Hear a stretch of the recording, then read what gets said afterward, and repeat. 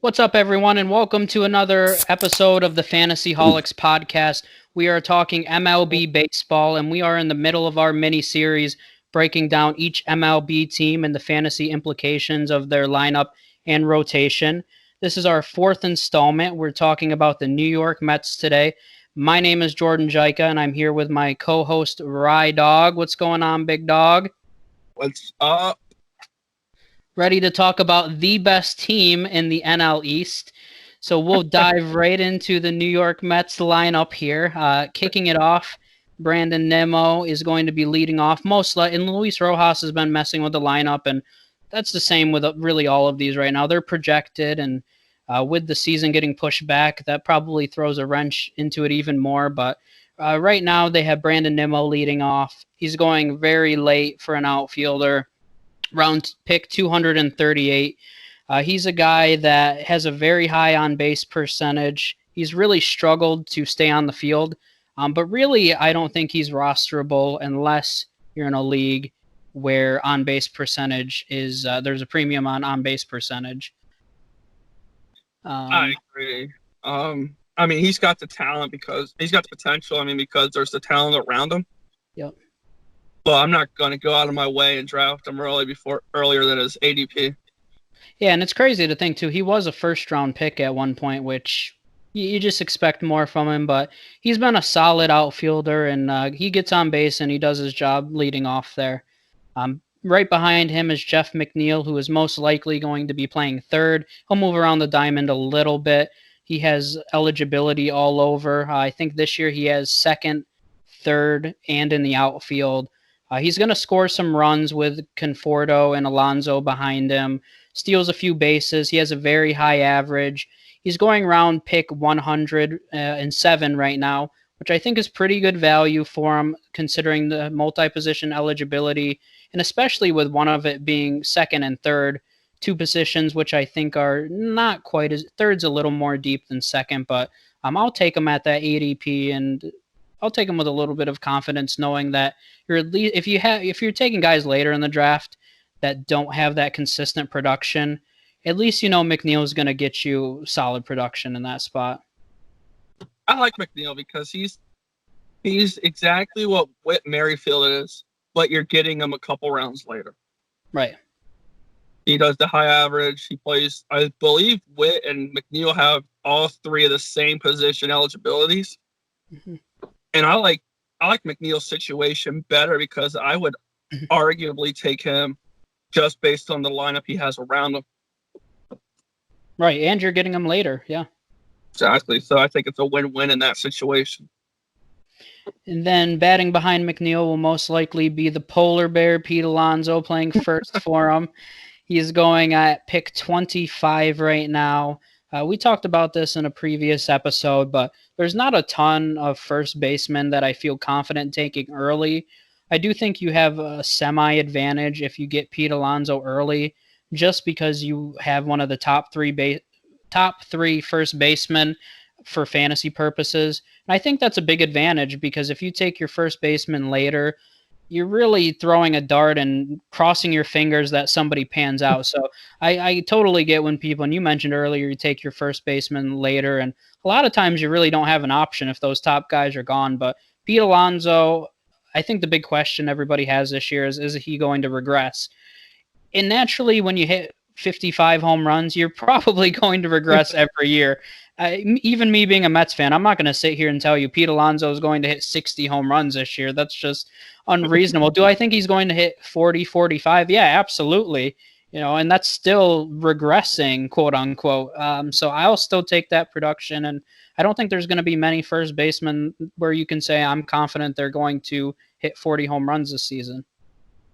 Absolutely. And you're not, unless, of course, it's Bellinger, or even, we talked about in our previous podcast with the Braves, Freddie Freeman has never been a 40 home run hitter. So right. You're getting Alonso with 10 more home runs, even at 40, opposed to 30. The batting average is it's kind of a bigger gap.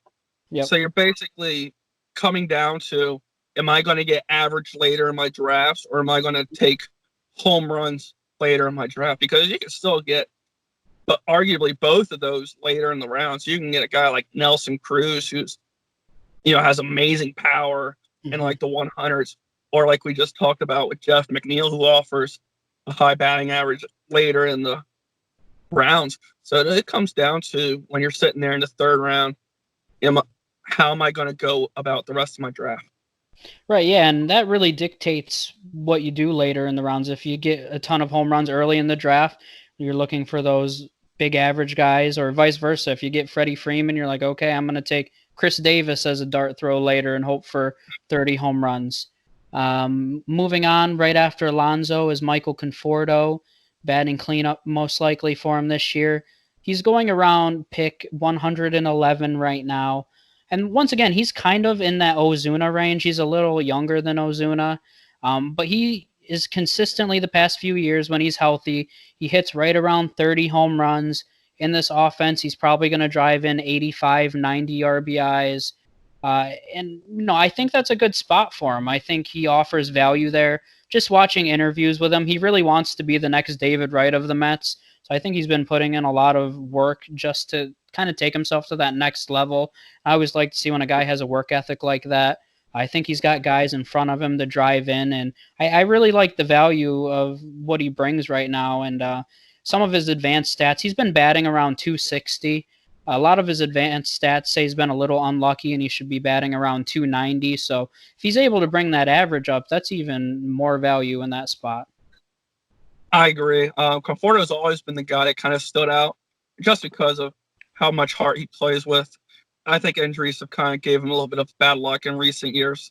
But like you said, around, pick over of 111, guys like him and Ozuna, you're going to take to the bank as your third, fourth outfielder every time. Yeah. Every time, because those are just the guys that have the highest ceilings. And I always feel like those aren't guys that are sexy picks during the draft. Even I've taken Nick Castellanos a few times, and now that he's moved over with the Reds, I think their offense is going to be better than people expect. But those are just guys you're like, I don't know, Ozuna, Conforto, taking them in round 10. But, I mean, if those are your third and fourth outfielders, you're in a really good position. And I think that people don't really value that sometimes. Oh, I agree. Castellanos is another good outfielder, in that late 100 plus range. I mean, he was even in a good situation with the Cubbies too. Mm-hmm. So, I mean, he just moves over from one situation to arguably, you could say, better with the Reds because their offense is just as good on paper, of course. Yeah. I'm not going to say much more than on that. Paper, yeah. We're going to play this back later and remember that. Oh, man. After Conforto, we have Robinson Cano. I don't really want to talk about Robinson Cano because obviously everybody's talking about Jared Kelenic, who we lost in that deal. I mean, we got Edwin Diaz, who had a terrible year last year, but Cano, I think at this point in his career, just because of his contract, he's kind of clogging up space for other people, which is going to kind of segue into the next guy, J.D. Davis, who had limited at-bats last year because of Robinson Cano. And J.D. Davis actually put up huge numbers and limited at-bats. He had a ton of home runs. He was batting right around 300 most of the season. But because of Robinson Cano and other guys blocking him, he didn't get that consistent playing time. They have him playing the outfield this year. He's played a little bit of third. But realistically, to me, he should be playing every single day, J.D. Davis. And he's a guy, if you monitor that he's getting consistent playing time, he's going to hit 30 home runs. I looked this morning, he had the 22nd highest exit velocity in the entire league last year, which is really kind of impressive. He was really tearing the cover off the ball. So he's currently being taken 212th off the board. And if you have the potential to take a guy that late that can hit you 30 home runs, I'm all for it. And I'd say he offers the most value right now in the entire Mets lineup. And, I'm not only saying that because I'm a Mets fan, but I really believe that the value that he offers as a late round dart throw, I think he could put up similar numbers to Conforto with a way later ADP. Of course, Conforto's safer and he still offers great value, but JD Davis really does have that kind of potential. I agree. On the J.D. Davis part, I think he's he's got the potential to hit 30 dingers. I mean, how many did he hit last year with the limited at bats? I think he was right around 22. He was right in that 2025 range. And he was just a guy that would, a day off guy. Yep. So imagine him in a full lineup. He is pretty dangerous, who could even maybe hit 30, 35 if he had an everyday role. But, that lineup and your Mets team is just too much in depth right now. Like, they have depth everywhere. Yeah, no, I mean, there's even guys on their bench. Yoenis Cespedes, if he comes back healthy, he's not listed as a starter right now, but I mean, he could theoretically ride the bench. They signed Jed Lowry, who's riding the bench.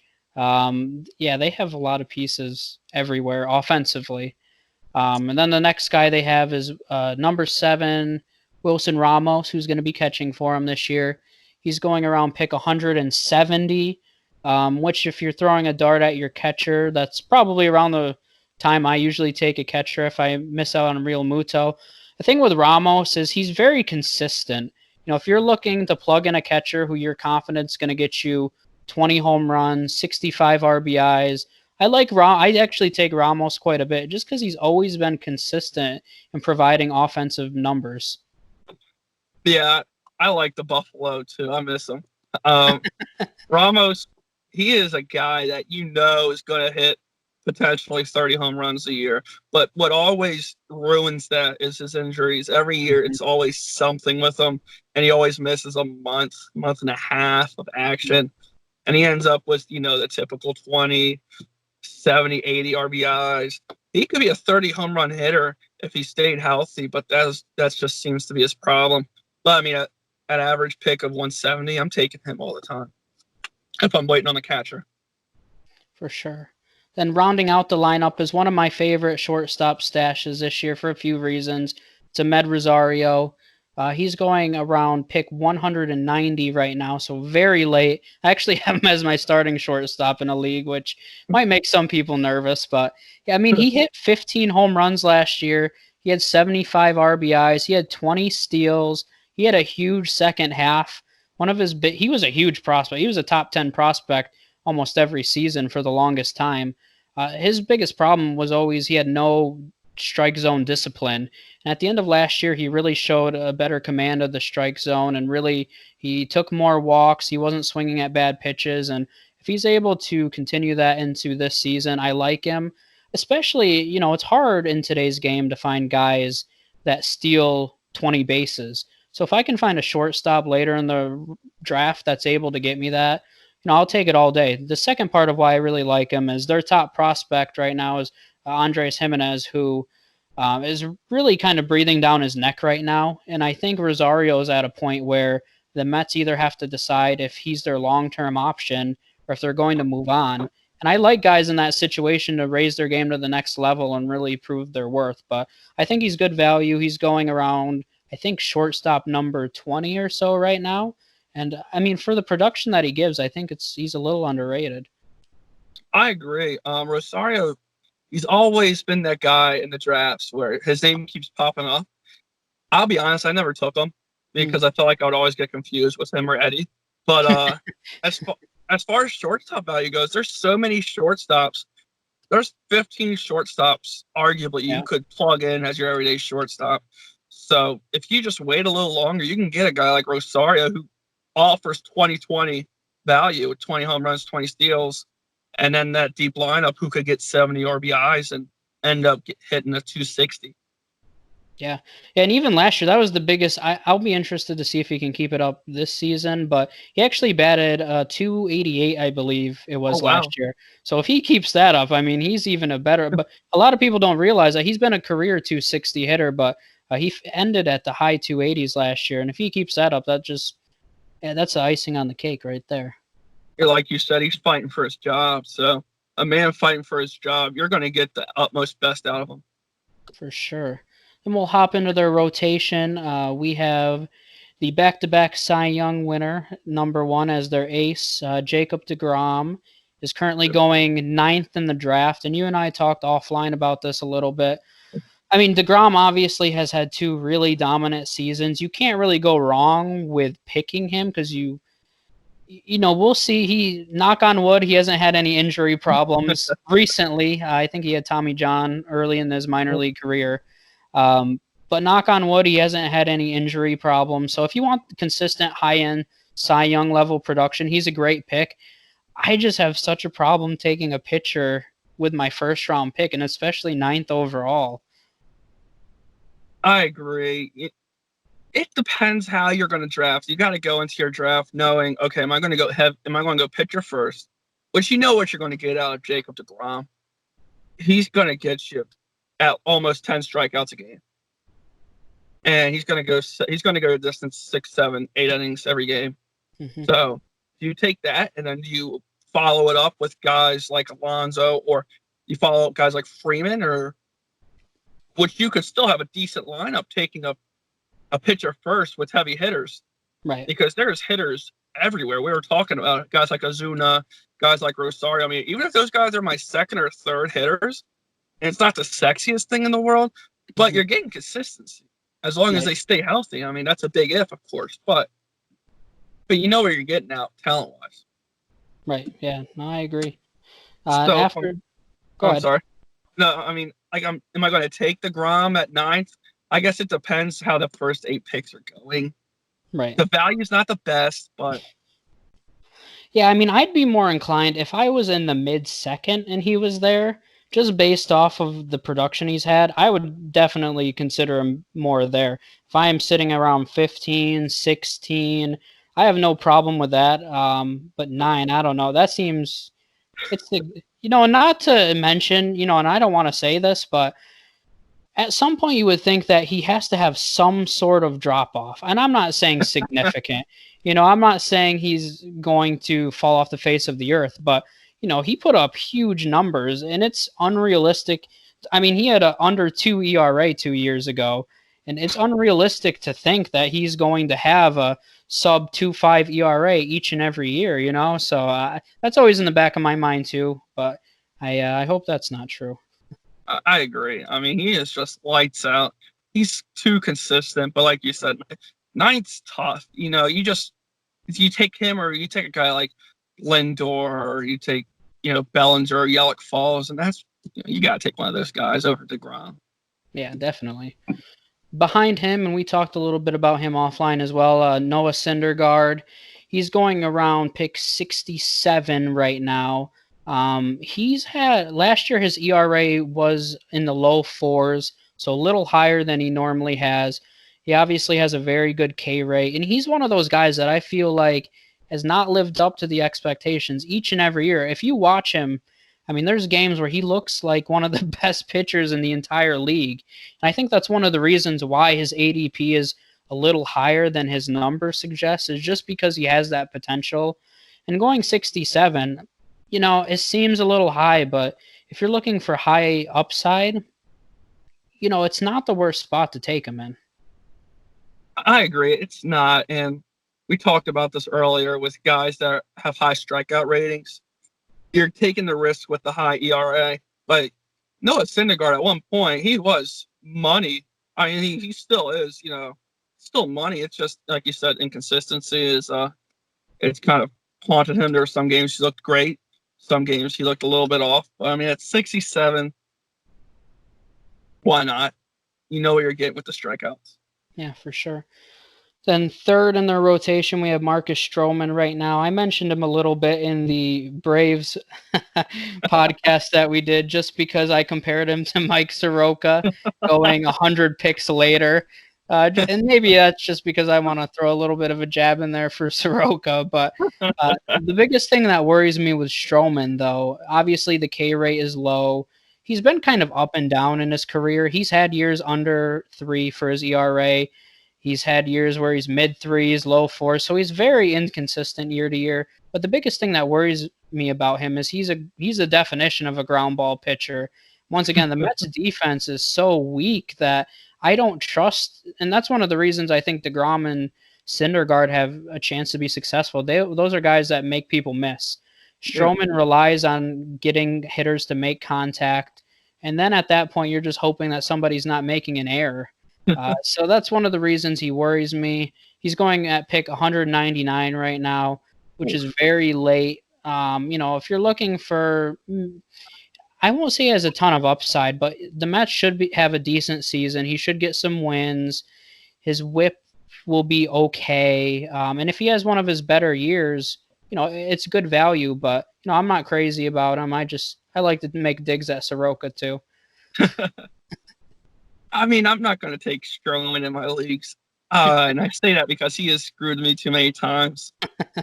I believe I took him the year after he was one of the Cy Young finalists with his time with the Jays. Mm-hmm. Took him the year after, and yeah, I'm not doing that route again. Especially so you're bitter. What you're saying is you're bitter. I've never denied it. Rounding out their rotation, they have a couple guys that aren't really being drafted right now. Steven Matz, who's been up and down in his career, then battling for the 5th spot right now.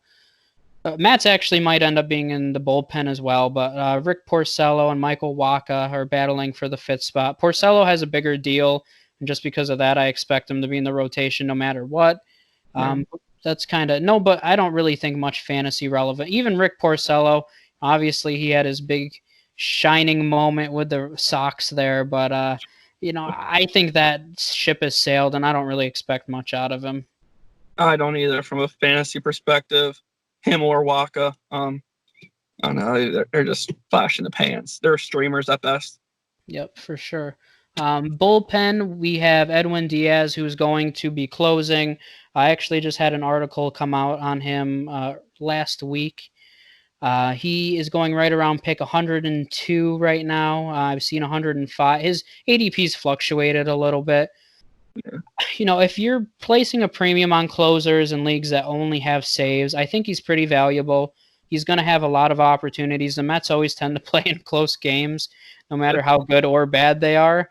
Right. So he could be a very important piece for him this year, but I don't expect him to have a 5.5 ERA again this season.